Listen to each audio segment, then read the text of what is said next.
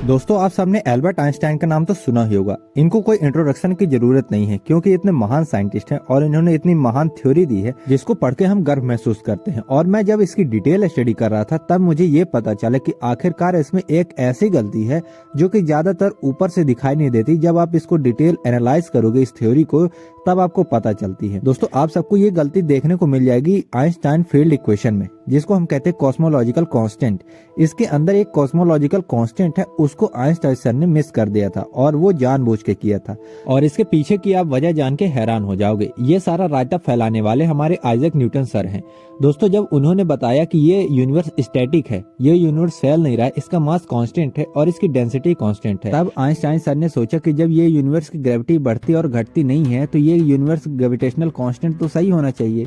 लेकिन उनके इक्वेशन में एक लैम्डा भी आ रहा था, तो दोस्तों उन्होंने उसे इग्नोर करते हुए हटा दिया अपने इक्वेशन से। लेकिन जब इसे हटाया गया तो उसके बाद कोई भी वैल्यू पुट करने पे इसमें एक माइनर एरर जरूर आता था इस इक्वेशन के फॉर्मूले से। तब भी एल्बर्ट आइंस्टाइन सर ने इसे इग्नोर करते हुए आगे बढ़े और इसका एक्सप्लेनेशन देते हुए उन्होंने कहा कि ये थोड़ा बहुत माइनर डिफरेंस तो चलता ही रहेगा, ये कभी न कभी फिक्स हो जाएगा किसी एरर के जोड़ने से। लेकिन दोस्तों, उन्होंने क्लियरली डिफिनेशन इसकी नहीं दी थी।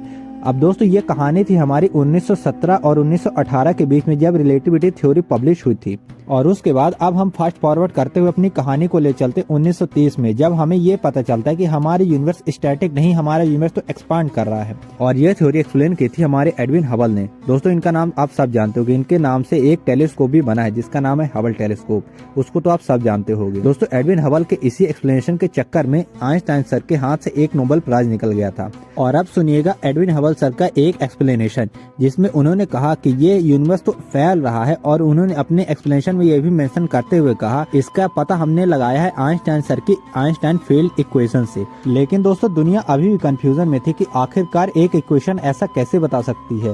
तो दोस्तों, एडविन हबल ने आगे एक्सप्लेनेशन देते हुए कहा कि हमारे यूनिवर्स में एक ऐसी एनर्जी है, एक ऐसा मैटर है जो कि हमारे यूनिवर्स को एक्सपांड करने में हेल्प कर रहा है। दोस्तों, आखिरकार वो यूनिवर्स की ऐसी कौन सी एनर्जी है जो कि हमारी यूनिवर्स को एक्सेलरेट कर रही है।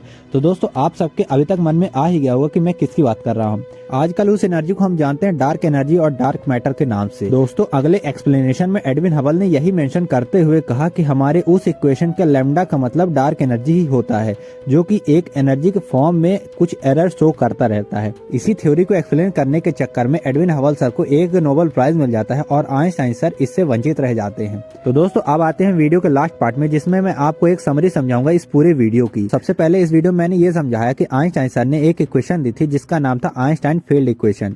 और दोस्तों, उसमें एक कॉस्मोलॉजिकल कांस्टेंट था, उसको आइंस्टाइन सर ने इग्नोर कर दिया था, उसको कुछ खास न समझते हुए। और उसके बिना भी उनका कुछ आंसर सही आ रहा था लेकिन थोड़ा सा एरर आ रहा था, उसको इग्नोर करते हुए आइंस्टाइन सर आगे बढ़ गए थे। ये सब गलती हुई थी आइजैक न्यूटन के चक्कर में, क्योंकि आइजैक न्यूटन सर ने ये बताया था कि हमारी यूनिवर्स स्टैटिक है, फैल नहीं रहा है। तो दोस्तों, आइंस्टाइन सर ने यही सब कैटेगरी को फॉलो करते हुए अपनी थ्योरी को मॉडिफाई कर दिया। लेकिन जब एडविन हबल ने ये बताया कि हमारा पूरा यूनिवर्स फैल रहा है तो आइंस्टाइन सर को भी अपने इक्वेशन में लैम्डा को वापस लाना पड़ा। और भविष्य में जाके लैम्डा ही डार्क एनर्जी का रूप ले लेता है, क्योंकि जो एनर्जी मिसिंग आ रहे थे उनके ग्रेविटेशनल कांस्टेंट में, वो एक डार्क एनर्जी थी। और दोस्तों, ये वीडियो यहीं समाप्त होता है। और दोस्तों, अगले वीडियो में हम बताएंगे कि आखिर आज तक क्यों डार्क एनर्जी को नहीं ढूंढ पाए साइंटिस्ट, क्योंकि क्वांटम फील्ड थ्योरी और जो हमारी एल्बर्ट आइंस्टाइन की जो आइंस्टाइन इक्वेशन है उसमें क्या डिफरेंस आ रहा है। तो दोस्तों, अच्छा लगा हो वीडियो तो सब्सक्राइब कर लें और वीडियो में कोई डाउट हो तो नीचे कमेंट करके जरूर बताएं और कोई भी गलती हो तो उसके लिए सॉरी।